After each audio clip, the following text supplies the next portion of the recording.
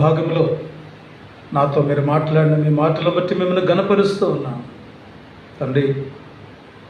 మరి మీరు ప్రతి చోట ఆయనను స్తుతించుండి కీర్తించండి అని చెప్పినారు.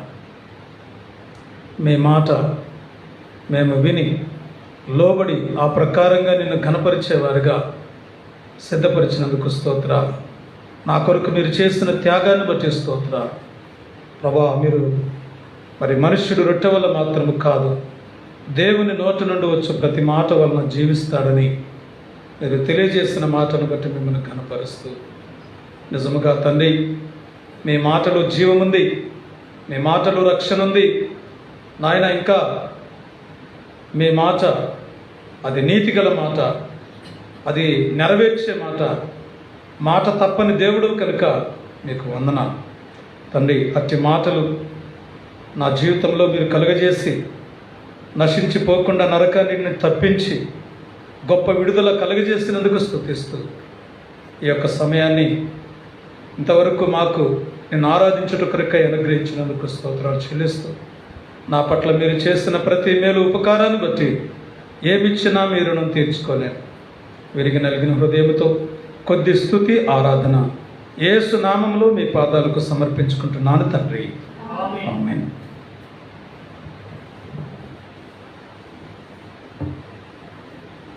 బల్ల దగ్గరికి వెళ్ళే ముందు పరిశుద్ధ గ్రంథమైన బైబిల్ నుండి కొన్ని విషయాలు మనం చూసుకున్న తర్వాత బల్లలో మనం ప్రవేశిద్దాం.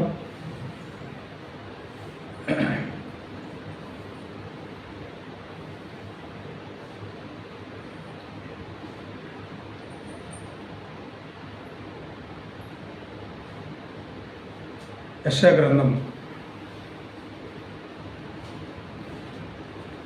గ్రంథము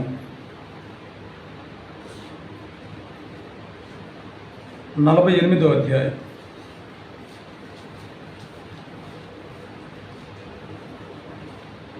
10వ వచనం. యెషయా గ్రంథం 48 10వ వచనం.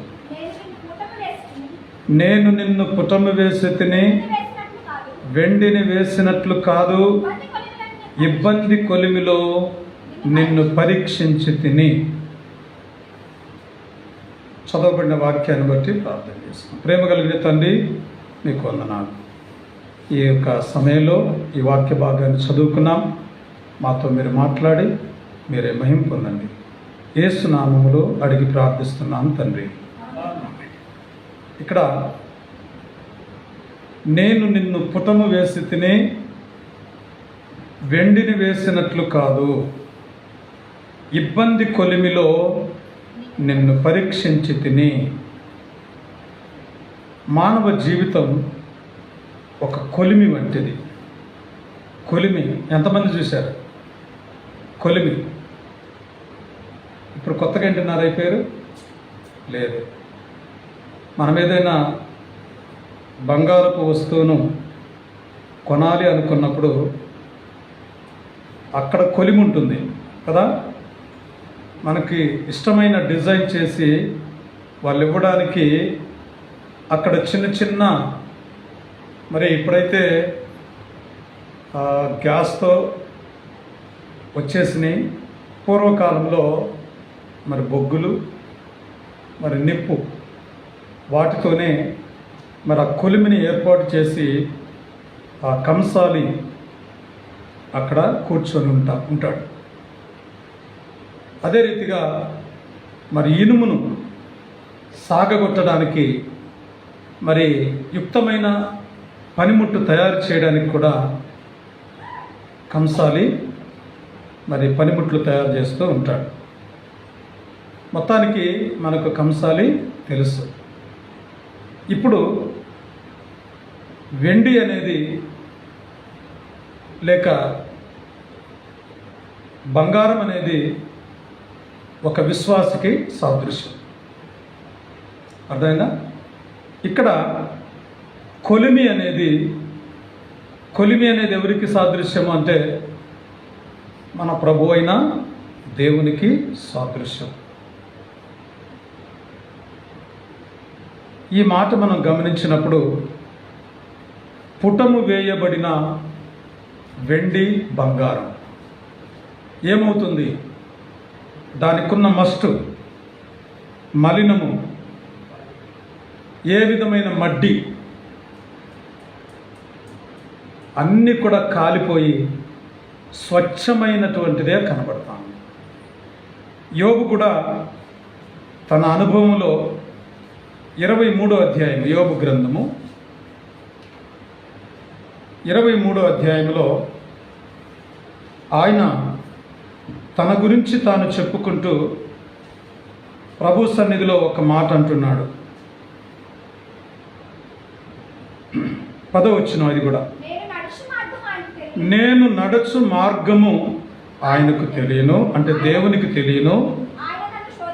ఆయన నన్ను శోధించిన తరువాత నేను సువర్ణము వలె కనబడుదును. ఎలా కనబడతాడంట? మరి ఇప్పుడు మనకు శోధనలు, కష్టాలు, శ్రమలు వచ్చినప్పుడు వాటిని మనం ఎలా తీసుకుంటున్నాం? ఏంటి నేను ఇంత దేవుని నమ్ముకున్న తర్వాత నాకు ఇన్ని కష్టాలు వచ్చినాయేంటి, ఇన్ని శ్రమలు వచ్చినాయేంటి, నేను యేసుప్రభుని నమ్ముకోకుండా ఉంటే బాగుండేది అని ఒక అపవాది మన మనస్సులో ఒక కలవరాన్ని సృష్టిస్తాడు.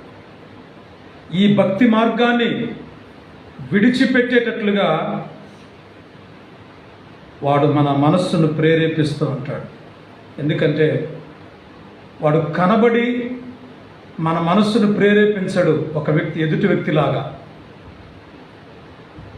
వాడు ఒక ఆత్మస్వరూపిగా మన దగ్గర ఎప్పుడు ఉంటాడు అన్నమాట. వాడు అర్థమైందా? దేవుని దూతలు మన దగ్గర ఉంటారు ఎప్పుడు, అపవాది దూతలు కూడా మన దగ్గర ఉంటారు. ఎందుకంటే అపవాది దూతలు మనల్ని పడగొట్టడానికి ప్రయత్నం చేస్తూ ఉంటారు.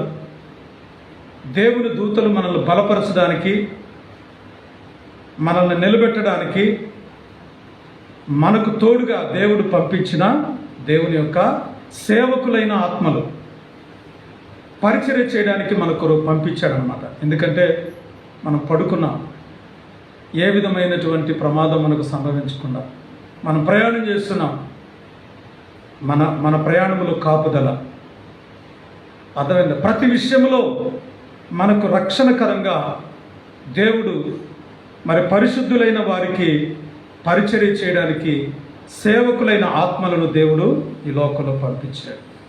అదే విధముగా ఈ అపవాది అయిన వాడు ఎవరిని మృంగుదునా అని గర్జించు సింహం వలె వాడు తిరుగుతున్నాడు. అర్థమవుతుందా?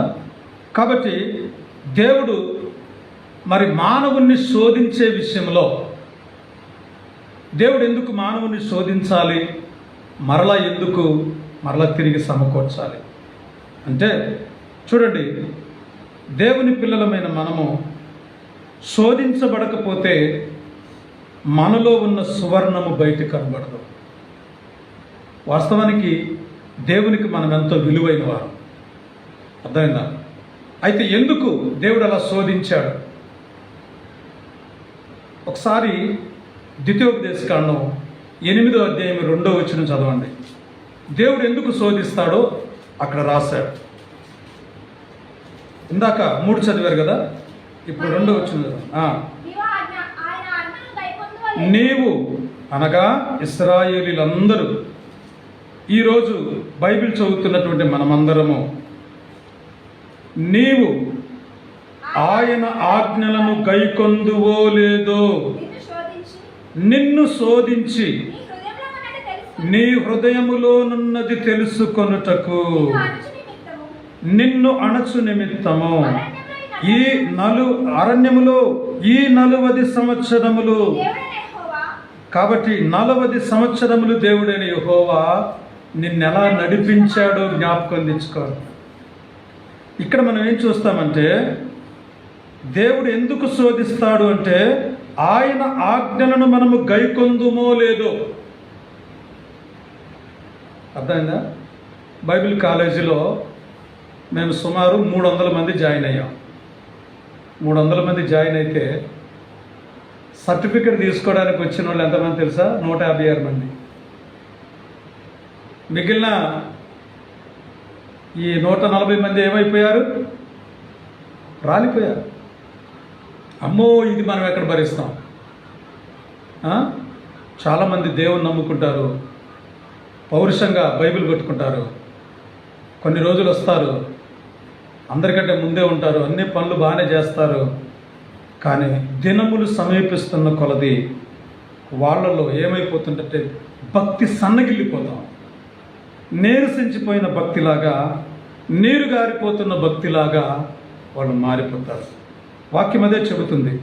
నిన్ను ఎందుకు శోధించాలి దేవుడు అంటే, ముందు నువ్వు దేవుని పక్షాన నిలబడతావా, ఆయన మాటను గైకొంటావా లేదా అని దేవుడు నిన్ను చూస్తాడు. యోబు అంటున్నాడు, నన్ను దేవుడు శోధించిన తర్వాత నేను సువర్ణంలాగా మారిపోతాను.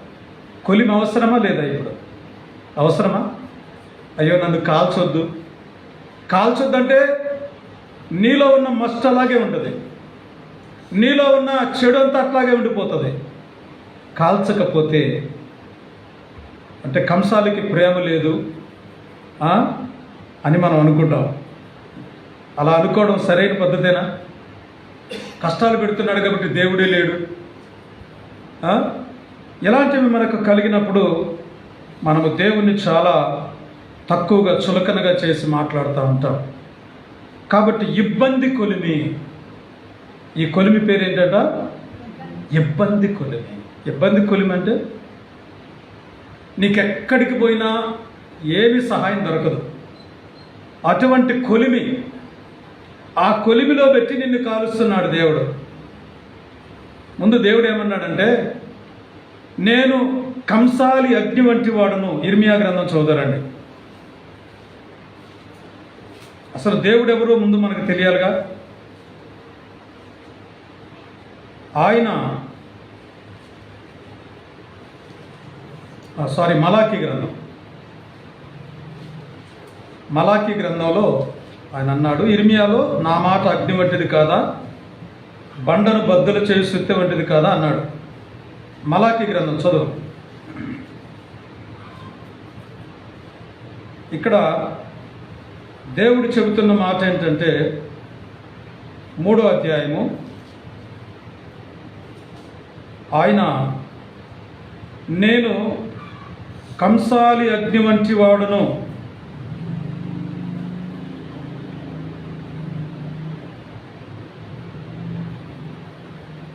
రెండవ వచనం, ఆయన వచ్చు దినము ఎవరు సహింపగలరు, ఆయన అగుపడగా ఎవరు ఓర్వగలరు, అంటే ఎవరు తట్టుకోగలరు.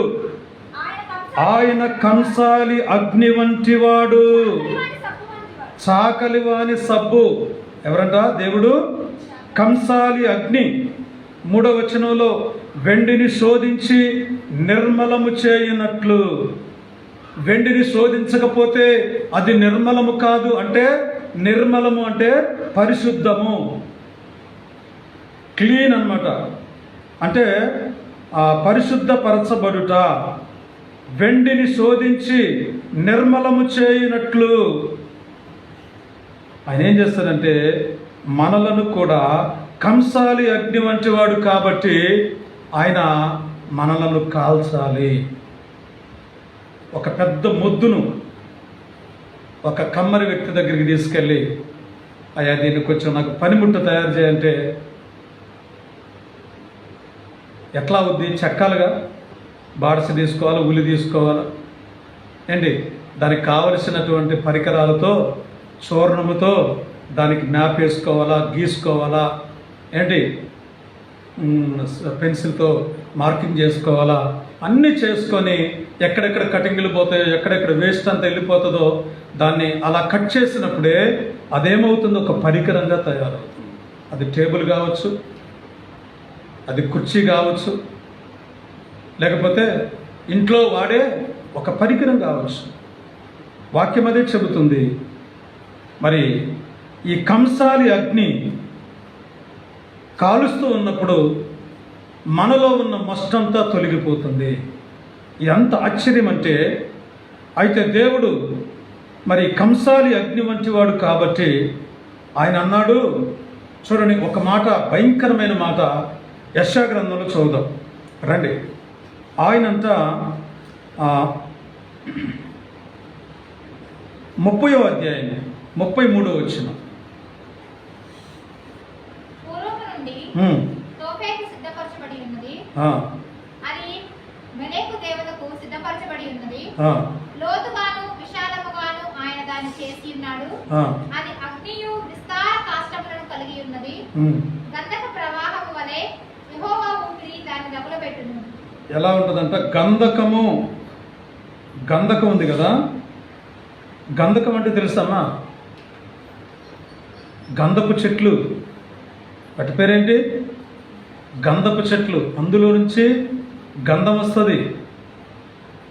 అది ఇప్పుడు మనం అగ్గిపుల్ల చివరిలో ఒక గంధకం ఉంటుంది, తెలుసు కదా మీకు? అది గంధకం అంటే. అర్థమైందా? ఉత్తపుల్ల ఎలగమట్టి వెలుగుద్దా? దానికి గంధకం తోడైతే ఆ పుల్ల బ్రహ్మాండంగా కాలిపోతుంది. దేవుని ఊపిరి గంధక ప్రవాహము వలె ఉంటుందంట. 31వ అధ్యాయంలో కూడా ఒక మాట చూద్దాం, 9వ వచనం చూడండి. వారు భీతి చేత వారు పడుచువారు దాసులగుదురు, భీతి చేత వారి ఆశ్రయదుర్గం సమసిపోవును. ధ్వజమును చూచి భీతి నందక వెనుక దీయుదురని యెహోవా సెలవిచ్చి ఉన్నాడు.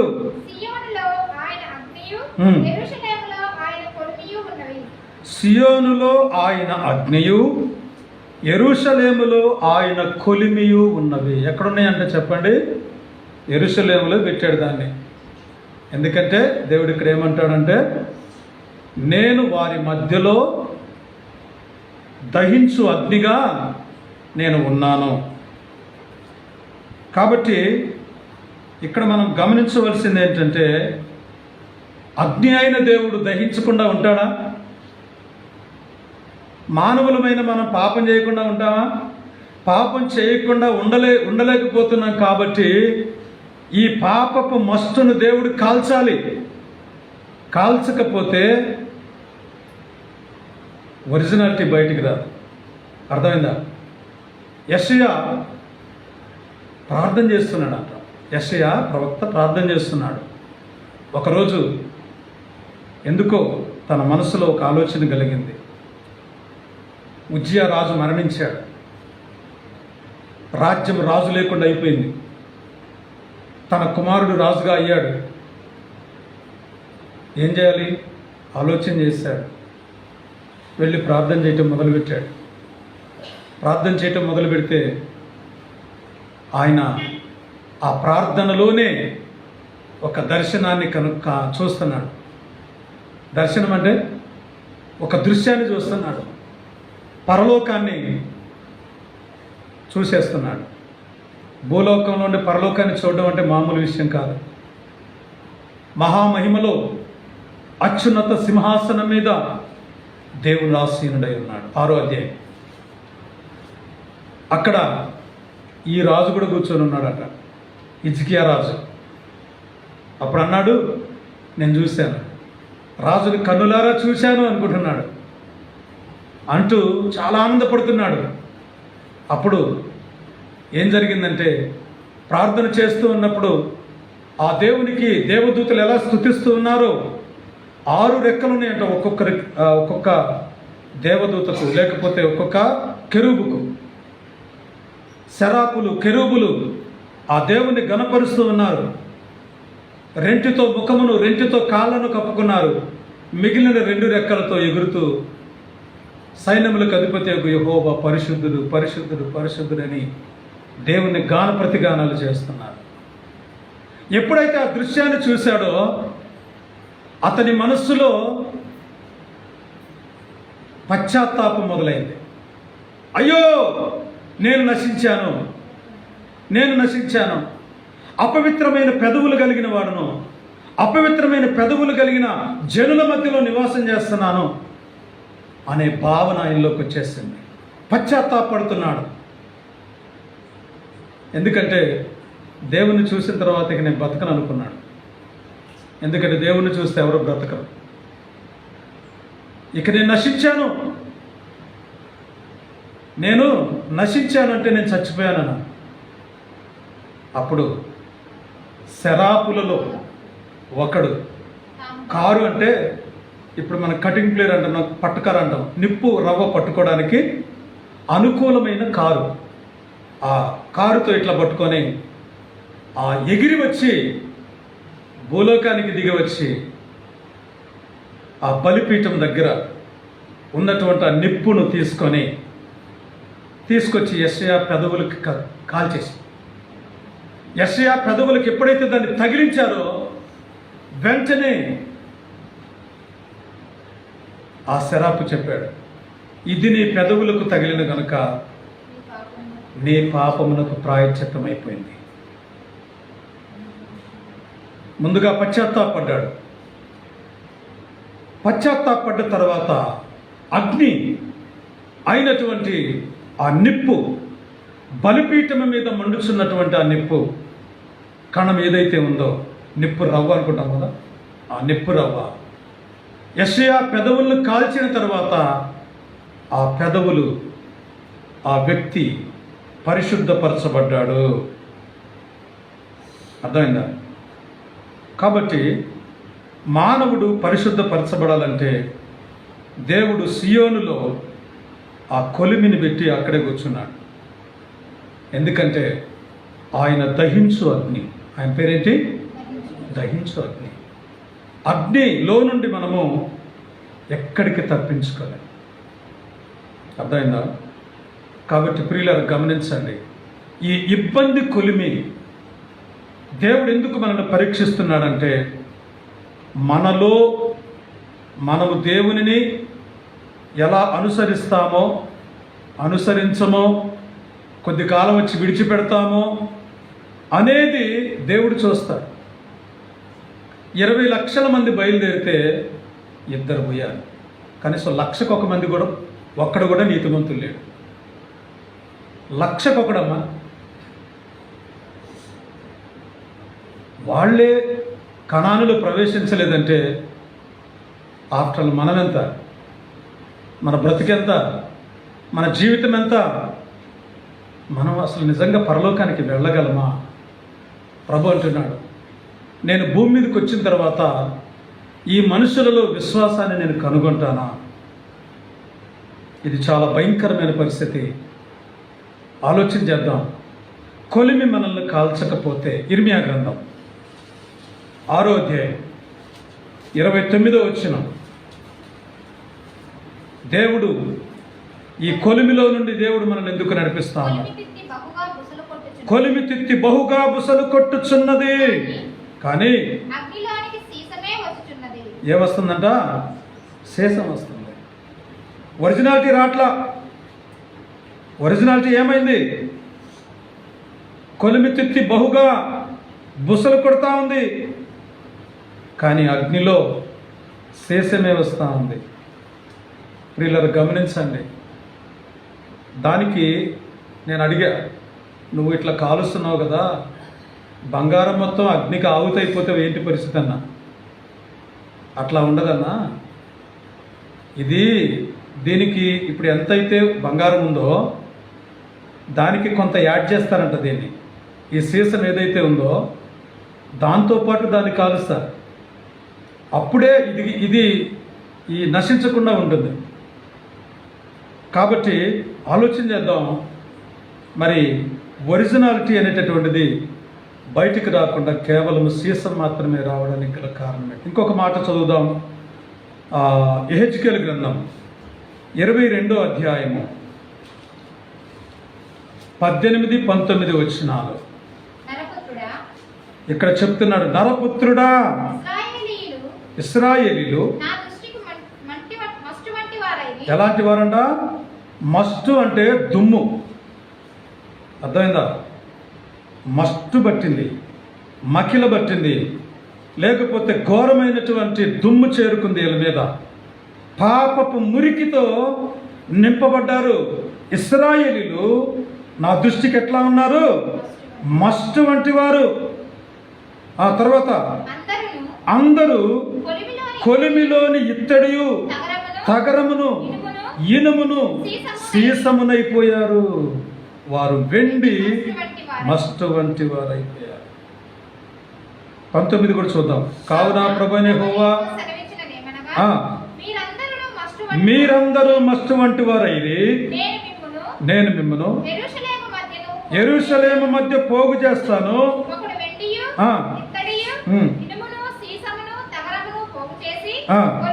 కొలిమిలో వేసి దాని మీద అగ్ని ఊది కరిగించినట్లు నా కోపము చేత. ఎందుకు ఇంత కోపం దేవుడికి? ఎందుకన్నా మొత్తం పోగు చేస్తా, పోగు చేసి మేము మీద ఊది, అంటే గాలి ఊదినప్పుడు ఆ మంట రెచ్చిపోతుంది, లేకపోతే ఆ అగ్ని జ్వాలలు, దహించే జ్వాలలు, ఆ ఏమంటారు అగ్ని నాలుకలు, అవి ఇట్లా వెళ్ళిపోతుంటాయి కదా.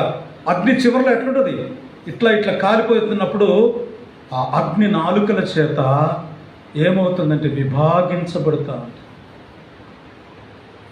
అది చాలా తీక్షణమైన కోపం. ఎందుకింత కోపం వచ్చిందని నేను చదువుతూ వచ్చిన. ఈ ప్రజల మధ్యలో ఎందుకింత కోపం వచ్చింది ప్రభు అంటే, అక్రమాలు జరుగుతున్నాయి. మస్టు పట్టింది, బాగా దుమ్ము. ఒక వస్తువుని కదలకుండా అట్లా ఉంచితే, మామూలుగా ఏదో దుమ్ము పడితే చీపురు కట్టతో దులిపేస్తాడు కదా. ఈ చీపురు కట్ట నేను చదువుతూ వచ్చిన, దేవుడు అంటున్నాడు చూడండి, యెషయా గ్రంథం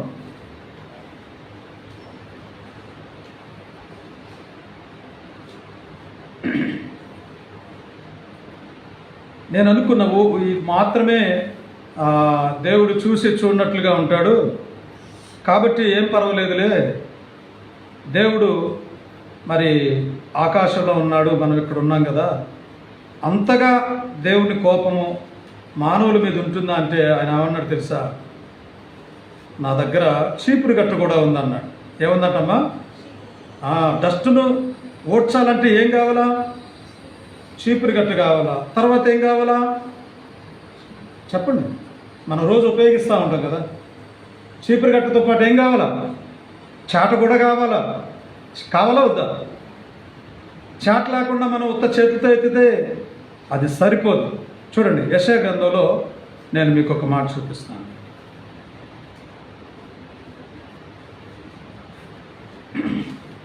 దేవుని నామము మరి దినమెల్లా బాధపడుతూ దూషించబడుతూ ఉన్నప్పుడు దేవుడు ఏం చెప్తున్నాడంటే, కొన్ని శిక్షలు ఈ లోకంలో ఆయన ఏర్పాటు చేశాడు. ఆ శిక్షలకు మనము బలి కాకుండా మనల్ని కాపాడు నిమిత్తమై దేవుడు ఏమంటున్నాడంటే, పాడు నాశనము 14వ అధ్యాయం చదువున్నాము, 23వ వచనం. 14వ అధ్యాయము. నేను దాన్ని 14:23 యెషయా గ్రంథం 14:23. నేను దానిని నీటి మడుగులుగా చేయుదును, నాశనమును చీపురు కట్ట. ఏ కట్ట అంట ఇది? నాశనం అనే చీపురు కట్ట. ఎవరి దగ్గర ఉంది? దేవుడి దగ్గర ఉంది. అర్థమైందా? ఈ నాశనం అనే చీపురు కట్టతో దానిని తుడిచి వేస్తాను. కిటికీలకి బూజుందనుకో ఏం చేస్తాం? వెంటనే దులిపేస్తూ ఉంటాం, కొట్టేస్తూ ఉంటాం. నాశనం అనే చీపురు కట్ట తీసుకొని నేను దాన్ని తుడిచి వేస్తా. ఇంట్లో కొద్దిగా డస్ట్ పడితే నువ్వు ఓర్చుకోలేకపోతున్నావు, ఏమాత్రం చెత్త చెదారం ఉంటే నువ్వు సహించలేకపోతున్నావు కదా. మరి నీలో ఉన్న ఆ మస్టు సంగతి ఏంటి? నీలో ఉన్న ఆ యొక్క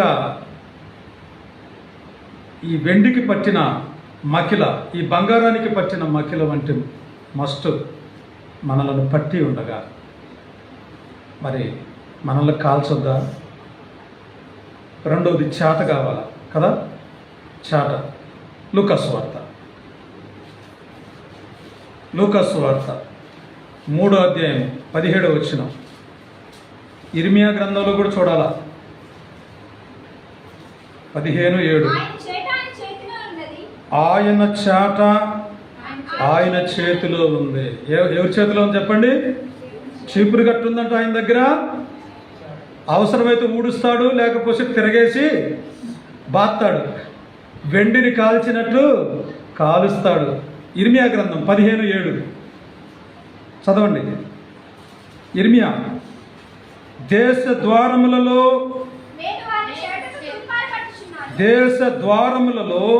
నేను వారిని చాటతో పట్టుచున్నాను.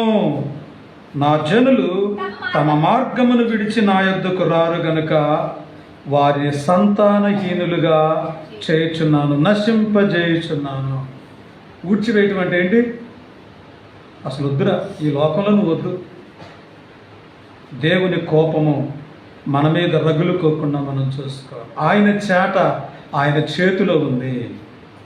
చాట చేతిలో ఉంటే చాటతో ఏమేమి పనులు చేస్తారు? చాటతో జల్లిస్తారు కదా. పశువులకు మేత పెట్టడానికి చాటతో చల్లించి ఉప్పు కలిసిన మేతను అవి తింటాయి. తర్వాత ఆ చాటతో తూర్పారబడతారు. చాటతో ఏం చేస్తారు? ధాన్యాన్ని తూర్పారబట్టినప్పుడు మేలు గింజలన్నీ ఒక దగ్గర పడతాయి, గట్టివి. తాలు గింజలన్నీ ఎగిరిపోతాయి. అలాగే నేనేం చేస్తానంటే తూర్పారబట్టబోచున్నాను అన్నాడు. అంటే నీతిమంతులందరూ అక్కడ పడతారు. అవినీతి మరి మస్టు కలిగిన ఆ చెత్త చెదారం ఉన్నటువంటి వాళ్ళందరూ కూడా ఊడ్చివేస్తాను. అవతలకి వెళ్ళిపోయిన తర్వాత మళ్ళీ వాళ్ళు ఏం చేస్తారంటే మేలు గింజలు కలవకోకుండా డివైడ్ చేసేస్తారు. రెండింటిని డివైడ్ చేసి తాళ్ళను ఒక పక్కకి నెట్టి ఈ మంచి గింజలన్నీ బస్తాల్లో ఎత్తేస్తాం. గంపల్లో ఎత్తుకొని బండి మీద దోలుకొని ఇంటికి వచ్చేస్తాం. వాక్యం అదే చెబుతుంది. పంట ఏ విధంగా మనము తూర్పారబట్టి ఇంటికి తెచ్చుకుంటున్నామో దేవుడు కూడా నాశనం అనే చీపురు కట్ట చాటతోటి ఆయన జల్లించబోతున్నాడు, అగ్నితో కాల్చబోతూ ఉన్నాడు. తర్వాత ప్రియులారా గమనించండి, మలాకి గ్రంథంలో 4వ అధ్యాయం 1వ వచనం చదవండి. ఇందాక 3వ అధ్యాయం 2వ వచనం చదివారు కదా. ఏలయనగా నియమింపబడిన దినము వచ్చి ఉన్నది, కొలిమి కాలునట్లు అది కాలును. అంటే ఒక కాలము, ఒక భయంకరమైన కాలము రాబోతా ఉంది. అదేమవుతుందంటే కొలిమి కాలునట్లు అది కాలుతుంది. ఎవరెవరిని కాలుస్తుంది?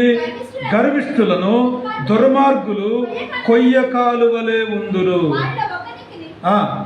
వేరైనను చిగురైనను లేకుండా అందరినీ కాల్చింది. వేరు చిగురు అంటే పిల్ల పీసు.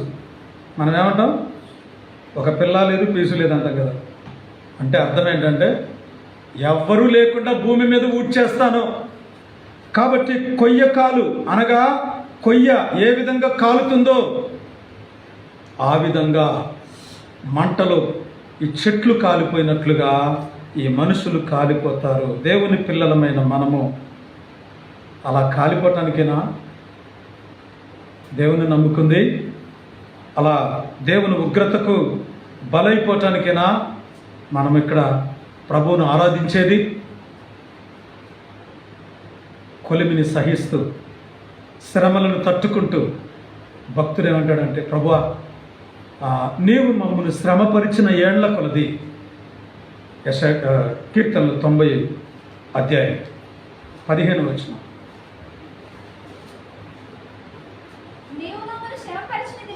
నీవు మమ్మను శ్రమపరిచిన దినముల కొలది, మేము కీడు అనుభవించిన ఏండ్ల కొలది మమ్మను సంతోషపరచు.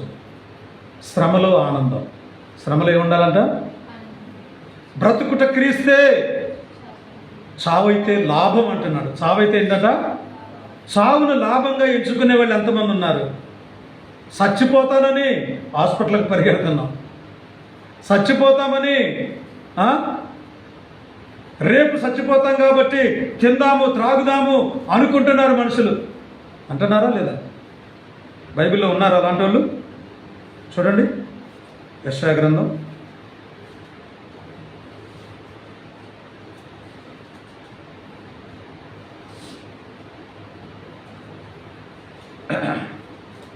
మనుషుల ఆలోచనలు ఎట్లుంటాయంటే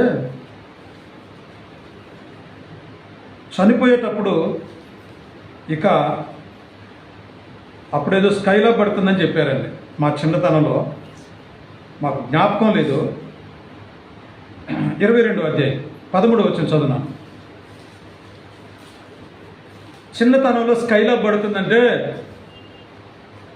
ఒక్కొక్కరు పరుగులు పెడుతున్నారు. రేపు చచ్చిపోవడం కనుక ఆ, తిందుము, త్రాగుదుము. ఎప్పుడు చచ్చిపోతూ ఉంటామా మనం? రేపు రేపు